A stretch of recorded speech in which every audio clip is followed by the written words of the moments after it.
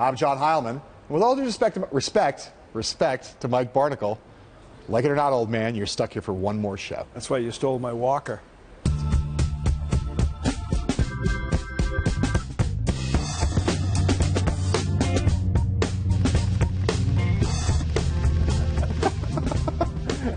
Happy Mike Barnicle Day 3 Day, sports fans. On our highlight reel tonight, Carly Fiorina takes the field, Rick Perry takes a knee, and Bob Casey's at the bat. But first, President Obama delays his victory lap. Maryland Senator Barbara Mikulski came out in support of the president's Iran nuclear deal today, giving the White House the votes it needs, most likely, to sustain a Republican resolution of disapproval for that deal. Even so, with the several Democratic senators still undecided and the administration hoping to avoid a veto at all, Secretary of State John Kerry was in Philadelphia today, still making his pitch. If your house is on fire, if it's going up in flames, would you refuse to extinguish it because of the chance that it might be another fire in 15 years? Obviously not. You'd put out the fire and you'd take advantage of the extra time to prepare for the future. My friends, it just doesn't make sense to conclude that we should vote no now because of what might happen in 15 years, thereby guaranteeing that what might happen in 15 years will actually begin to happen now. That's John Kerry, fired up and ready to go. Mike, my question for you, the White House, John Kerry, everybody else, they're trying to get those Democrats over so that they can just filibuster any Republican resolution. But my question for you is, if victory is now for sure, if the Iran deal is going to get done, does it really matter whether it happens by sustaining a veto of the Republican resolution or avoiding that veto at all? Yeah, I think it might. If you avoid the veto at all, if you trigger enough votes to end to filibuster the Republicans, I think it enhances the reputation of the president, the administration, the Secretary of State, and the policy itself, not just here in this country, but globally. I'm going to talk to Bob Casey about this a little later and see what he has to say about this, another key vote who came over yesterday. But I got to say, the specter and spectacle of the House and Senate passing a vote of disapproval, the president vetoing it, or then having to sustain the veto in the House and Senate, to me that makes the country look a little like a tin pot democracy in the eyes of the world. It seems to me it would be a lot better in terms of our ability to negotiate treaties abroad and have the world take us seriously to think that the president can go negotiate a treaty with the support of the rest of the world and that the Congress would not be able to get in his way in the way that they would if we had to go through this whole kind of goat rodeo. Well, I agree with you. It certainly gives the impression and the reality to the rest of the world that we speak with one voice on foreign policy. And consider how far they've come. I mean, 2 months ago it was jump ball, if you talk to several people, whether or not that they could get to enough votes to override a veto. So Dick Cheney's out with this book, and I know you talked to him this morning on television on another show on a different network. Do you think that Cheney, his book, his daughter, all the arguments they're making, is that going to change anything about this debate, the fact that Cheney's out in force attacking the deal? No, I don't, because of Dick Cheney's record with Iraq, with his still disbelief or refusal to believe that he made any mistakes at all in Iraq, de-Baathification, right. Buying the intelligence, having his own intelligence shop in the vice president's office. So I don't think his word in the book or verbally will have much of an impact at all. Not a big fan of Dick Cheney. All right. He's a nice guy personally. Yeah, roll Maybe. it. Roll it. Vice President Joe Biden was at a community college in Miami today giving a speech about higher education costs, and he was trailed by a lot of attention and a lot of reporters who were wondering if he's revving up for a 2016 presidential campaign. It was the first stop in a relatively busy stretch for Biden. He's doing a fundraiser for Senate Democrats in Florida tonight, speaking to Jewish community leaders tomorrow, and marching in the Labor Day parade in Pittsburgh on Monday. And today, amid all the speculation about his political future, he told the crowd, quote, "People who aren't willing to risk failing never succeed," unquote. So, John, where's he going here? Look, I think he is having in a weird way, he's enjoying all this attention. He's enjoying all the speculation. He kind of like teased the reporters today. He said, "Oh, I guess you're all down here to cover the community college event. And that's what you're going to write about, huh? On the back of this," knowing full well that they're going to write about the politics of it. The two key things, and I know we talked earlier in the week about where the vice president's heart is. If you just look at a couple key metrics, he's got no fundraising organization set up. He's got no committee. even a shell of one that's been established. He's got no staff, no campaign staff. Right now, it's a very tiny group of people. I just don't see him making the moves that you would make if you were going to do this. So you know about this stuff. I don't. Mechanically, what date is triggered for getting his name on the ballots in some of these primaries? Well, I think the key issue for him is that, the first Democratic debate is in mid-October, and he's not going to, he would need to have decided by then. In terms of getting the name on the ballots, that's not as big an issue, but he's got to be up there in that debate stage the first time that Hillary Clinton and the rest of those Democrats get up. If he misses that, I think, but I think he's going to give an answer, a definitive answer. What's your well gut? Before what that. What is your gut tell you? My guts is where your gut is. My gut is no. Yeah. I think he's not going to do it, and I think probably by the middle of September, maybe the third week of September, we'll know that for sure. I agree. All right. Rick Perry is singing the Granite State Blues. The former Texas governor's last paid staffer in New Hampshire told local WMUR reporter that he hasn't been paid since June or been asked for advice in more than a month. Earlier this week, Perry's political director defected for John Kasich's campaign. So it is safe to say that the general vibe up there in New Hampshire is that Perry's operation locally is on its last leg. Mike, my question for you, Perry almost certainly going to be on the undercard debate stage again in Simi Valley in September or in a couple weeks. Then this news from New Hampshire. Will Rick Perry still be in this race when the first votes are cast in Iowa? Well, first of all, I, too, have not been paid since June, so I feel great sympathy for that person. Or asked it, and Rick Perry hasn't asked you for advice either no, in months. The surprising thing to me about Rick Perry, having interviewed him several times over the past 5 or 6 months, is he's an enormously personable, charismatic guy. He is. But his campaign is over. Yeah. He has not been able to move the needle at all for reasons, for whatever reason. Well, for the obvious reasons. I mean, look, the thing with Rick Perry is he is another classic example of someone who had his time and missed his moment. Yeah. He was the longest serving governor in the history of Texas. He was the longest serving governor at that time in the United States. He had a great job story to tell in 2012, but his campaign was a fiasco, and a vivid fiasco. No one can get Rick Perry oops out of their mind forever. And you can run a totally sensible, good campaign, but people still think of that. And he realizes that, too. Oh, he knows it. He knows it, yeah. And I think that's the thing. It haunts you forever. And if you miss your moment, you never get that moment back. That, I think, is one of the lessons here. Poor Rick. All done. All right. As we mentioned yesterday, CNN changed the criteria for candidates to get onto its main debate stage later this month. Before, any candidate in the top 10 of an average of national polls over the past 2 months made it in. Now they're adding another way. Breaking into that top 10 in the final month earns you a ticket, too.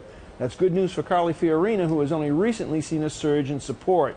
So what does Carly Fiorina have to do, John, in this debate on the stage with all of those guys to stay in the thick of things as she's managed to get there now? Well, look, the thing is she's going to have a bigger challenge than before because now they're going to be, we think, 11 people on the stage. No one who was on the main stage in Cleveland is going to be gone. So she's going to be one of 11.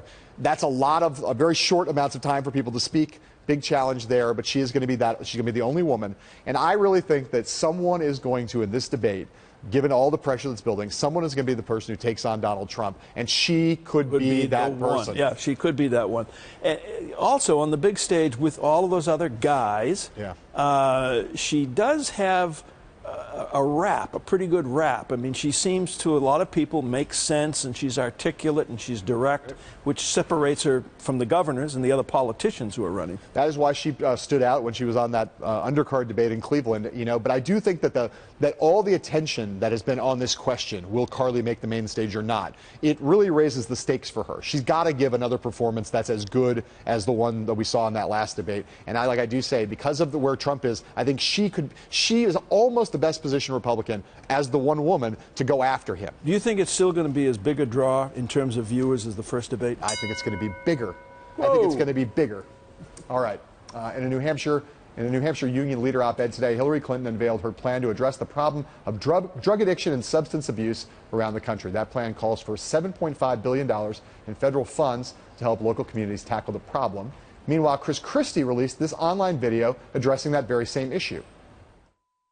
See, I'm pro-life, and I believe that every life is precious. Not only for the baby in the womb, we need to be pro-life for the 16-year-old drug addict who's laying on the floor of the county jail. And so that's why I so firmly believe in the way to really win the war on drugs is to treat the addict.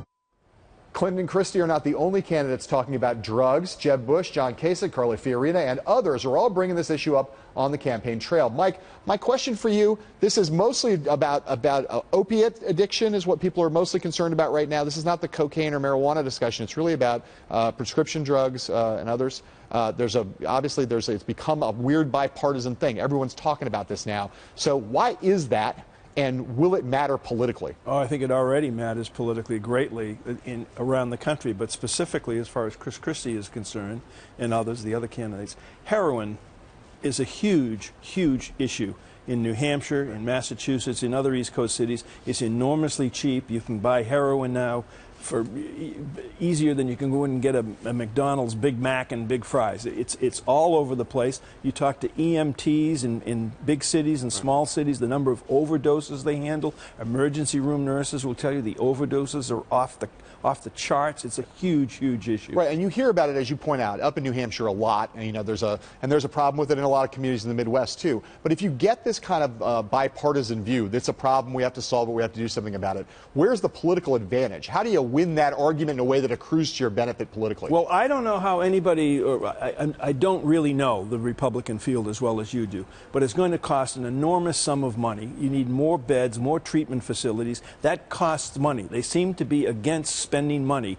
in terms of under the government's umbrella. Yeah. So I don't know how they're going to play that trick out. It's another one of these areas though where my concern about it, not concern in the sense that I think it's a good issue for people to be addressing. I feel like there's a little bit of an apple pie quality to it, where all these candidates are basically going to say this is a really big problem. They're going to propose solutions, but in the end, because there's so much action on it, no one person's going to break through. They have to pay for the solution. And they'd have to pay for it. All right, up next, my interview with a Democratic senator who will help carry President Obama's Iran nuclear deal across the finish line. After these words from our sponsor.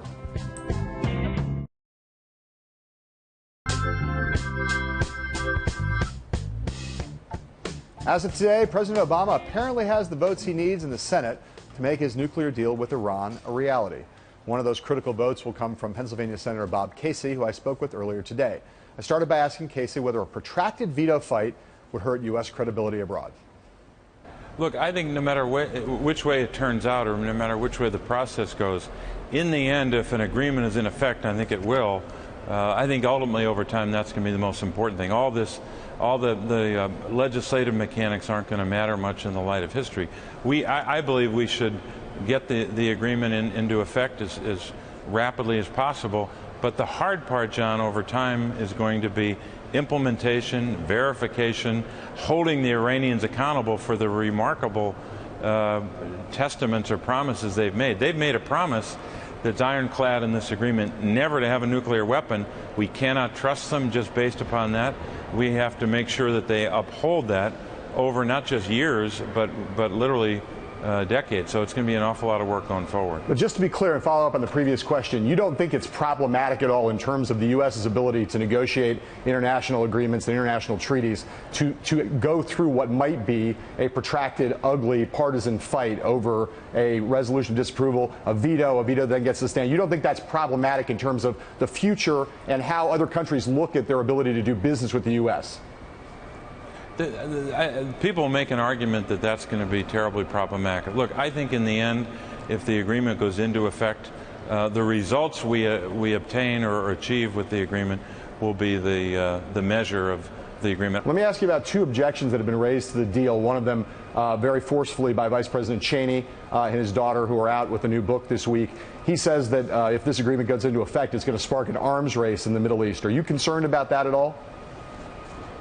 Well, I'm concerned about that in the context of no deal, for sure, because if you have no deal, you have the lights go out, meaning we don't have inspectors on the ground, we don't have the kind of verification, you don't have the kind of constraints on their program, and you have potentially a reversal of some of the gains you even got in the interim agreement on the highly enriched uranium. When they had a 20% highly enriched uranium, that's damn close to a major problem for the world. And so when you get to that point, you have to consider if there's chaos because of no agreement, if there's uncertainty, and maybe even the likelihood that they would break out, that is the fastest way to lead to not just danger, I think, but also proliferation in the region. I know there's a debate about that, but I really believe that the United States will be more secure, the region, including Israel, will be more secure with the agreement as opposed to without it. Let me ask you about another objection, one that Prime Minister Netanyahu has voiced and others have voiced, about the notion of all the funds that are going to flow to Iran and their ability to take those funds and then use them to perpetrate instability, aggression in the region. Does that not strike you as a legitimate concern? What they're doing in the region is a concern right now, and it was a concern a year ago. It'll be a concern with or without the agreement. Even when they are under the most adverse of economic constraints, they are still funding terror. That's going to go on regardless. The dollar amount is important, but they can do a lot of damage with the very little, with smaller dollar amounts. They have all but perfected asymmetric warfare and put other strategies in place that aren't really governed by or driven by dollars. We have to confront them aggressively. There are a lot of folks who come to the point of view that the deal that's on the table is better than no deal.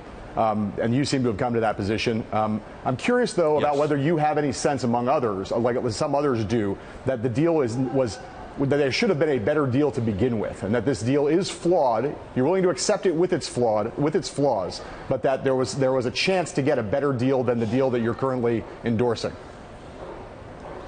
I think, John, to make a real assessment on that instead of a Washington political assessment that some on the other side of the aisle might make, you'd have to go back and retrace the steps of negotiations. That would have to be an exhaustive assessment of every discussion, every engagement. And I wasn't in the room when those early discussions took place, so it's hard to make a determination. It's plainly evident when you read an agreement like this that there are areas where you wish you could have had more success or a better result. But look, in the end, you have to view it in totality. And I think it's the constraints in this agreement are unprecedented. The verification and monitoring, Brent Scowcroft, advisor to two Republican presidents, said as much of that in terms of verification. And this is something we all have to work on, every president, Democrat, Republican, House, and Senate over time, if we do a good job of not just implementation and enforcement, and frankly smack the Iranians when they violate, and if we have a strong deterrence, I think it can work over time. But we've got a lot of work to do. Getting this agreement into place is just the beginning of the work. Let me ask you a couple quick political questions. Your colleague, Senator Coons, from Delaware, who came out with you or alongside you yesterday in endorsing this deal, he also is now basically endorsing Vice President Biden and says that if the vice president decides to get into the race for the Democratic nomination, he'll be with Joe Biden. Joe Biden has some roots in your state. He's a Scranton, Pennsylvania guy. I know you're right now a supporter of Hillary Clinton. Would you ever give any consideration to switching over to Vice President Biden if he decided to get in the race? No, I support Secretary Clinton, and I will continue to, because I think, number one, I think she'd be a very strong president. I think she'll be the strongest nominee. I'm a very good friend of Vice President Biden. I respect him enormously, but I've made a determination to support her, and we don't know what will happen, but I think we're going to continue to have a spirited debate. What's your advice to Vice President Biden right now, in or out? Don't say he should follow his heart. Tell me whether you think he should get in the race or not. John, I don't like when others give me that kind of advice. I'm not going to give it to him. Okay. Are you worried at all about Secretary Clinton at the moment, given some of the trouble she's having and some of the poll numbers that have been deteriorating, let's say, over the course of the summer? I think she's going to be the nominee, and I think she's going to be elected president, and I think she'll be a very good president. If she somehow was not the nominee and Bernie Sanders was the nominee of your party, do you think he'd be a capable president of the United States? Absolutely. I've served with him. I know him well. Yeah. Do you think he'd get things done working in Congress with a Republican-controlled House and Senate? Well, John, no matter who wins on our side, and I think it'll be Secretary Clinton, it's going to be difficult to deal with the Republican House and Senate. But maybe, John, and I think it's at least 50-50, if not better, we might have a Democratic Senate again. So that's what I'm working on, too. All right. That's a very optimistic view. Thank you. Thank you, Senator. We appreciate your time, as always. Thanks, John. All right, thanks again to Senator Bob Casey. When we come back, a whole lot of candidate baggage. We'll be right back.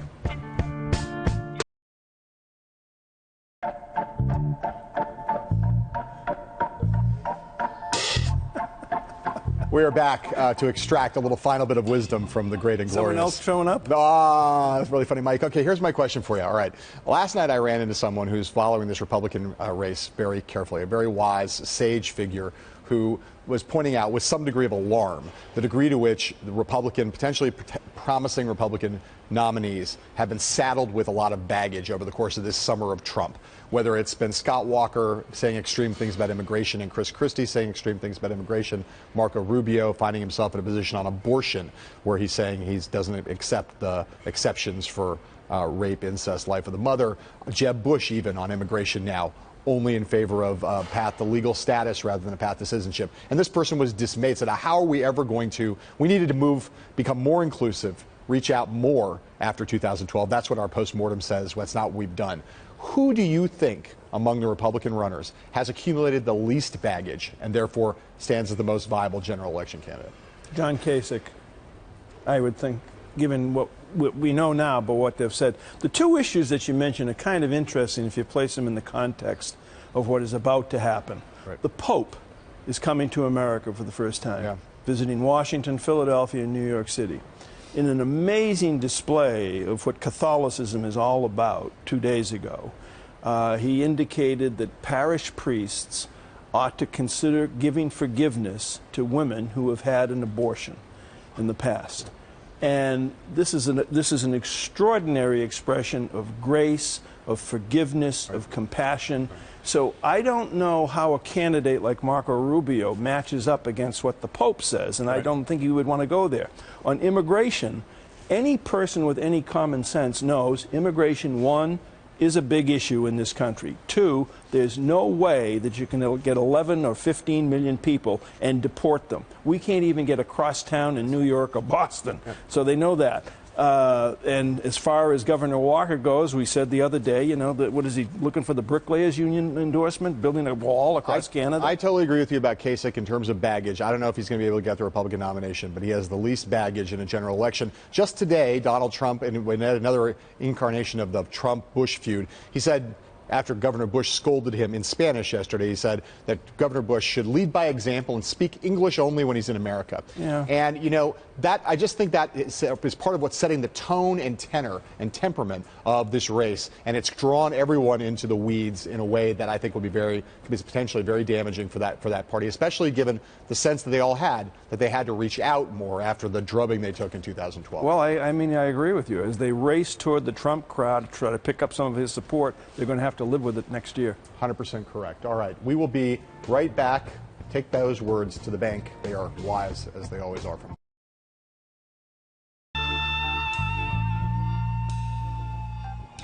We have had Mike Barnicle here the first 3 days this week, and he won't be here tomorrow. Somehow we got through that without me uttering any profanities, saying anything that would get in trouble with the FCC, the FEC, with anybody. Yeah. It's kind of a miracle. Do I get a gift or something, a pen set? I'm going to get you a new Rascal to get you back to I need one because the batteries are gone on mine. We are live all the time on BloombergPolitics.com, but for now we're just saying sayonara.